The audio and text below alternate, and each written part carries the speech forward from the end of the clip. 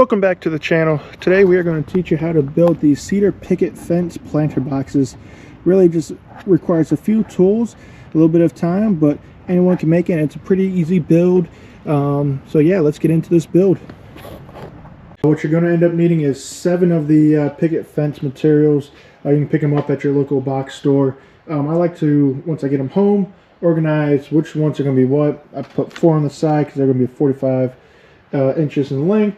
And then I got a couple over here for the bottoms, and then a couple over here that I'm going to rip down for like the sides. And to start off cutting the boards, you're going to want to just clean up the ends where they staple the tags in them. So just clean up the ends.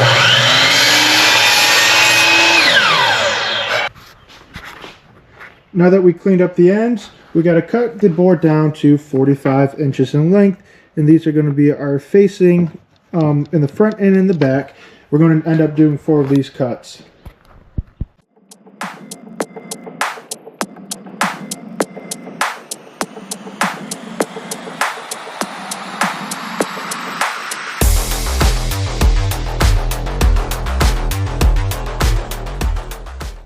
Now that we got 4 of the planters ripped down to 45 inches, you should have 4 cutoffs just like this.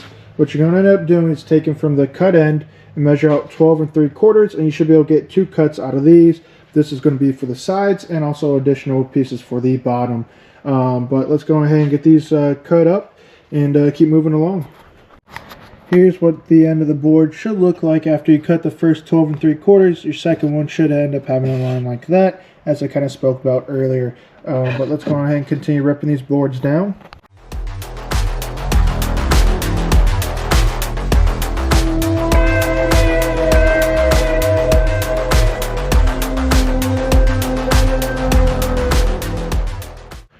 Now that we got the 4 pickets cut down, we've got the 4 45-inch length ones. You got 1, 2, 3, 4, 5, 6, 7, 8, 12 3/4.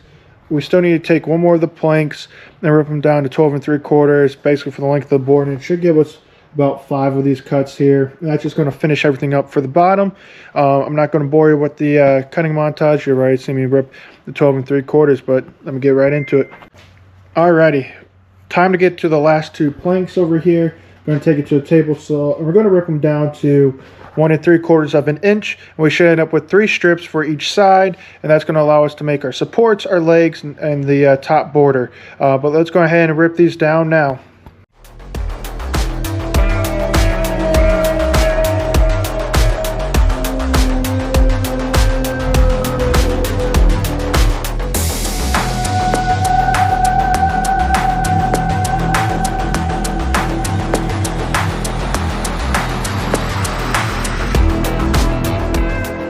Now that we got the 2 planks cut down into the 6 strips, we're going to take 2 of those strips and we're going to cut them down to 43 inches. By doing so, this is going to allow us to put them on the bottoms and help us support the bottom pieces when we go to glue and nail everything together. So let's go ahead and make these cuts here. The 4 remaining strips, you're going to take 2 of them and you're going to rip them down to 16 inches a piece. That should give you about 4 pieces a board, which is going to give you all the pieces that we need for the legs. So let's go ahead, rip all these pieces down to 16 inches and go from there.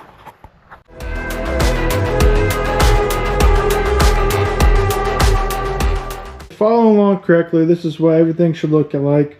I know the last 2 boards, we're going to leave them just like this. The reason is, once we get everything assembled on the top, we'll be able to measure and get that nice border nice and flush the way it should be. But first thing is, we're going to take these face boards. We're going to make sure we put the nicest ones out.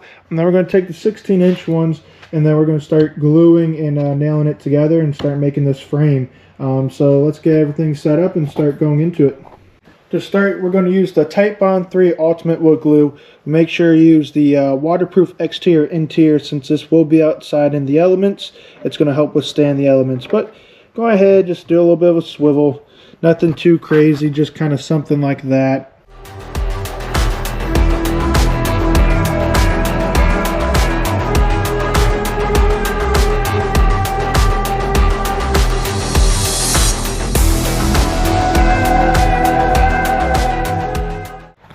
After getting the front legs onto the face frame, Next thing we got to do is glue up the top here, and then you're going to shoot the probably about 3 screws in. I'd say about 4, 3 on this side, 1 there, just to hold everything nice and tight and together. So let me go ahead and shoot that here together.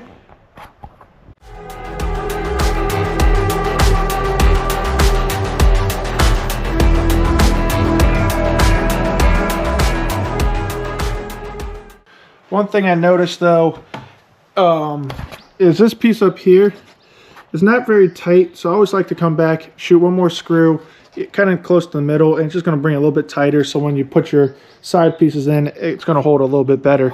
So yeah, let me start assembling everything and kind of go from there. After getting the legs assembled onto the face frames, this is what it should look like. Real simple, super easy. Here comes the challenging part.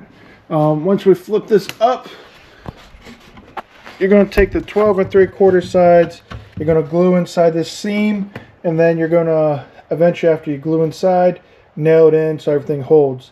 This is a little bit tricky. I know watching other videos, they say if you have supports and walls, it does definitely help out. So with that being said, you just want to put like a support piece right over here, so then it can kind of sit something kind of like this. But you can see that angle is super hard to be able to shoot in, so it's a little bit tricky.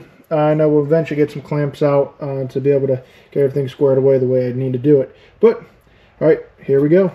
To make it easy, I just did clamp it up on its sides. Obviously I shot the glue in. I'm going to go on ahead and nail from the outside in. And then once that gets pretty sturdy, I'm then going to go on ahead and still shoot a couple on the inside. Really, with durability, we want to make sure this thing's lasting. It's a little bit complicated. You might be a little bit easier and do it, you know, while it's up on its sides, but I struggle with that. So let me go ahead and start shooting these screws in, or the nails in, I should say, and then I'll show you the next few steps to do.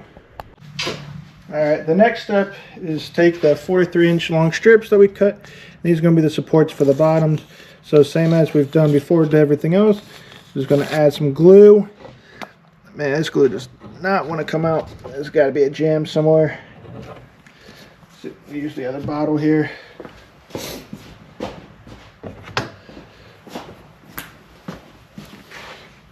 Alright, yep.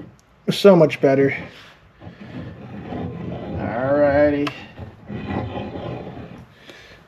And then you're just going to insert this right onto the bottom. And then this is where you're going to be able to put your bottom supports onto it. Sorry if it doesn't connect on both ends, like touching. I just kind of make it so there's a little bit small gap between both. At the end of the day, it's not going to hurt anything. It's a slight bow in the boards. But again, take the nail gun.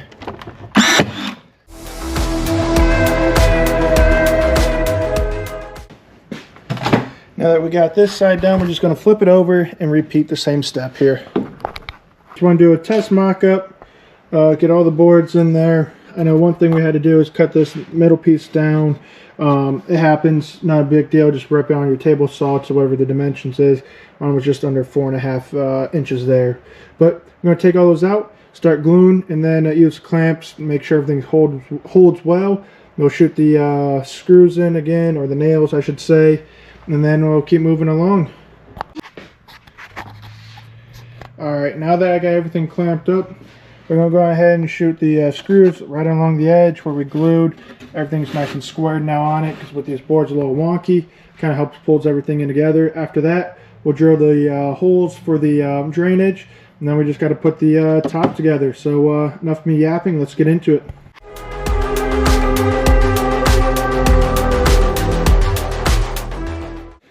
Now that we got it kind of sanded down, nice and smooth, you know, it's not perfect. We're not going for a completely finished sand, but at least smooth it up a little bit.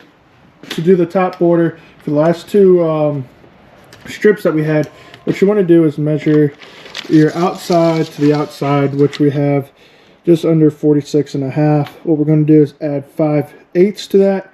That's going to give us enough for our border, and we're going to do that on both sides, and then we just got to measure end to end to make this strip here. So let me go ahead and cut these strips down, and we'll go from there.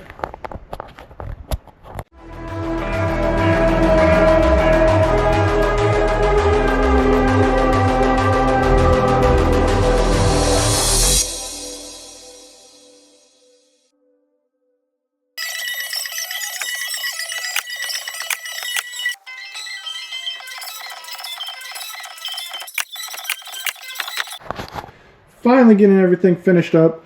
We got the top border on. Just going to hit it with a quick sander, and then we're going to do the final B-roll on it.